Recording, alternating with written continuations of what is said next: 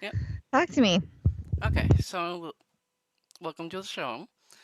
This is episode 2. I am quite nervous, to be honest with you. Oh, don't worry about it. We are still like a new thing on the go here. We're trying to figure out our niche and all that. Mm-hmm. So, the first question is, why don't you introduce yourself and explain who you are and what you do? Oh, wow. That's a big question. Okay. I'm Eliza Jane Schneider. I'm an artist, a voice artist, and a playwright, performer, dialect coach, and activist, and a singer-songwriter. And I am working right now on a new podcast called Freedom of Speech, based on a one-woman show that I've been touring and developing with for 30 years. It's changed names over the years. It started out as I'm Not Weird American Perspectives back in 1993 when I first set out from UCLA in my Yep. converted ambulance to go record people's dialects. Wow, that's pretty Yeah. nice. I wasn't even born in 1993. Wow. That's pretty nice. Yeah, that's a long time. Yeah. So I've been interviewing people ever since. It's really Nice. just like having a conversation. There's nothing to be nervous about. Yeah, that is true. I'm starting to learn it myself. So how long have you been voice acting? I started in 1997. My first project was something called Johnny Bravo. But prior to that, I was doing stage acting and, performing in bands. And I was also on camera on a couple series, like live action series on CBS in the early 90s. Okay, so you've been in the game for quite a while. Mm-hmm. What got you into voice acting? Well, I was already, it was actually this show that I'm about to do on the 6th here. I was already on camera and I had an agent at ICM for on camera. I was on a show called Beekman's World, and it was a kids' science show on Saturday morning that had a guy in a green lab coat, a guy in a rat suit, and me. I was the token female at the time.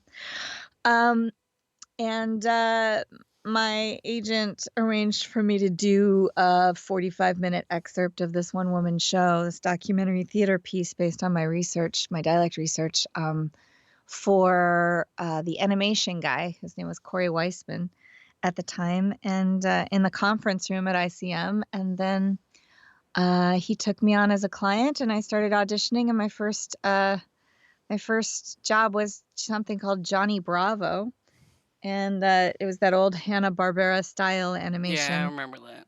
Yeah. Wh- Um, hmm? what are your favorite characters you voiced so far? I'm a big fan of Shelly from South Park. Are you staring Shelley. at my neck brace? Well, She's I'm great. I'm not a big knowledge guy on South Park. Like I watched a few clips here and there, but like I'm not like a major fan. Maybe I Hmm. should.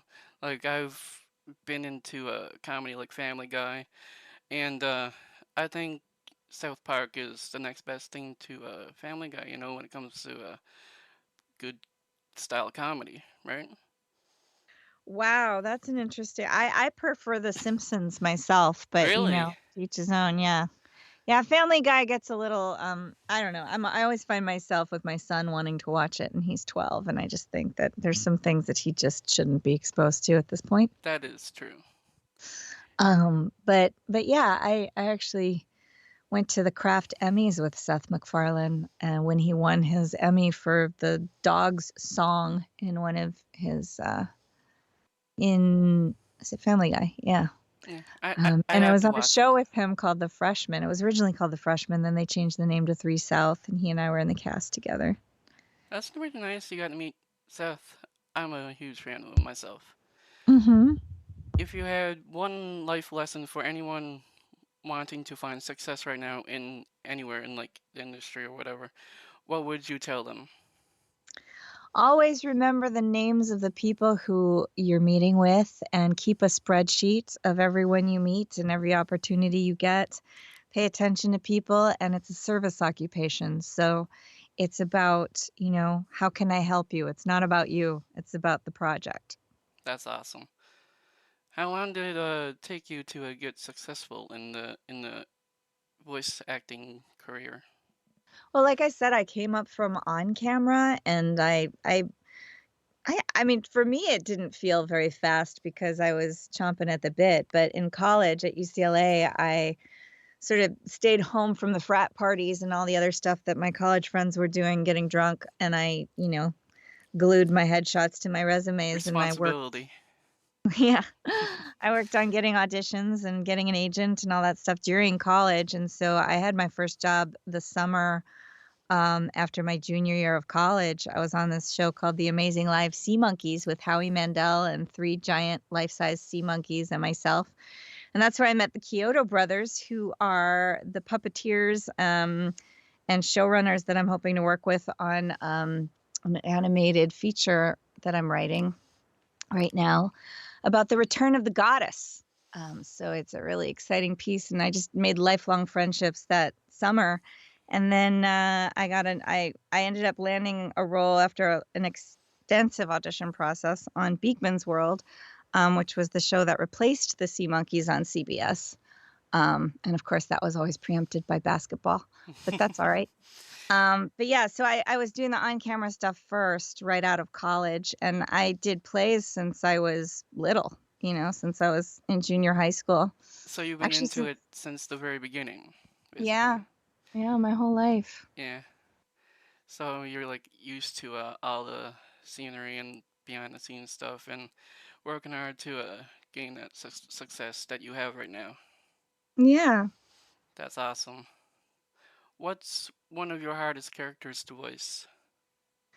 One of the most difficult characters to voice was actually the necromancer in Diablo 3 because it was frustrating because they were telling me to do a mid-Atlantic accent, but the male counterpart, the male necromancer, was a British actor. So I had a lot of fans, I think, who were like, "Oh, that's a fake British accent." But I wasn't trying to do a British accent. I was told to do a mid-Atlantic accent, but the guy, the male version of the character, was doing more of a British sound. So it always gets frustrating when what people expect is different than, sort of the direction that you get. Accents are hard. I can't even do a British accent. Oh, yeah. Well, there are a lot of different British accents, and I teach actually accents and dialects masterclass online. So if you're interested in that, you can find that at competitiveedgevoice.com. Um, How much is your how much is training? it? Yeah. The membership is really cheap right now. I think you can still get into it for $49 a month. Um, and you get 8 modules. You get to learn all about American Southern and New York and regional British and Australian, New Zealand, South African, That's awesome. New York, Russian, German, French, and Irish. That's in that program. And it also there's a thing there that's like I think it's only 199 total for a year-long access to this 3 steps to learn or lose any dialect or accent class. So I teach it in terms of it's a 3-prong method. It's auditory, which is like mimicry, which I've created a looping method for, which kind of gets you into it the same way babies learn accents in the wild without thinking too much about it. And then a Yeah. visual method, which involves the International Phonetic Alphabet, but only as much as you would need instead of starting with that, which a lot of programs do. And then kinesthetics, which is sort of what part of my mouth, what part of my body does this accent sit in. And what was the website where you can go to purchase Competitiveedgevoice.com under courses, and we're running some specials. If you go to the utility voice is a character actor like me who does like all the different I was the utility voice for females on South Park for 5 years, and then I just did all the female voices that they asked me to do. how many um, characters was that? Can you can you name them all? I can't name them all, but you can find them on IMDb or behind the voice actors. It's over 100. It's a lot. Wow. Yeah. That must took a long time to compile and get together. Oh, what, the behind the voice actors list or just to do them in the first place? just to do them in the first place.